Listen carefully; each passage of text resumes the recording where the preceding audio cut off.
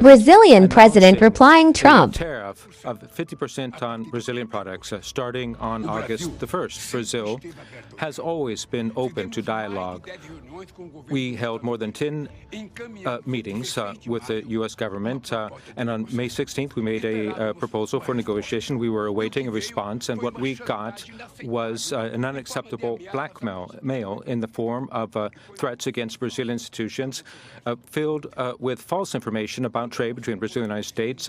We do have an independent judiciary in Brazil. We respect the due process of law, the principles of the presumption of innocence and broad defense, and the right to face your accuser. So this is an attack on our sovereignty.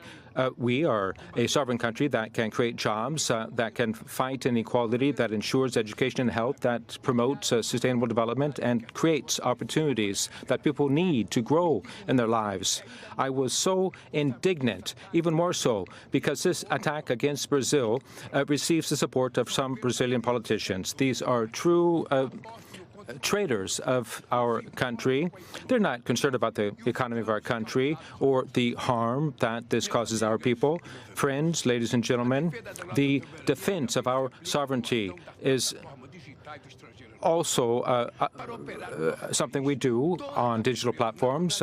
All our national and foreign companies have to follow our rules. In Brazil, nobody is above the law. We have to protect Brazilian families from individuals and organizations that make use of digital platforms to carry out coups and to inspire violence against women, attacking democracy, bullying, and instigating crimes against children that sometimes leads to death, and bringing back diseases that were eradicated a long time ago. Friends, ladies and gentlemen, we are meeting with representatives of the productive sector, with civil society and labor unions.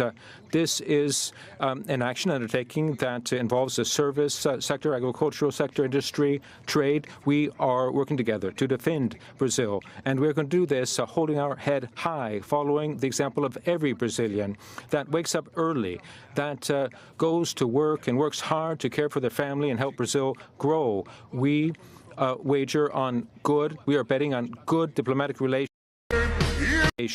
about trade practices in Brazil. The United States, for 15 years, has had a $410 billion trade surplus with Brazil. Brazil is a world reference in the protection of the environment. In 2 years, we have cut the deforestation in the Amazon in half, and we are working on doing away with it by 2030. And PIX in Brazil, we will not accept any attack against PIX, which belongs to our people. We have the most advanced payment system in the world, and we are going to protect it. Friends, when we took office in the presidency in 2023, we encountered a Brazil that was cut off from the world. Our government, in 2.5 years, has opened up 379 new markets for Brazilian products abroad. We are building trade partnerships with the European Union, Asia, Africa, and our neighbors in Latin America and the Caribbean.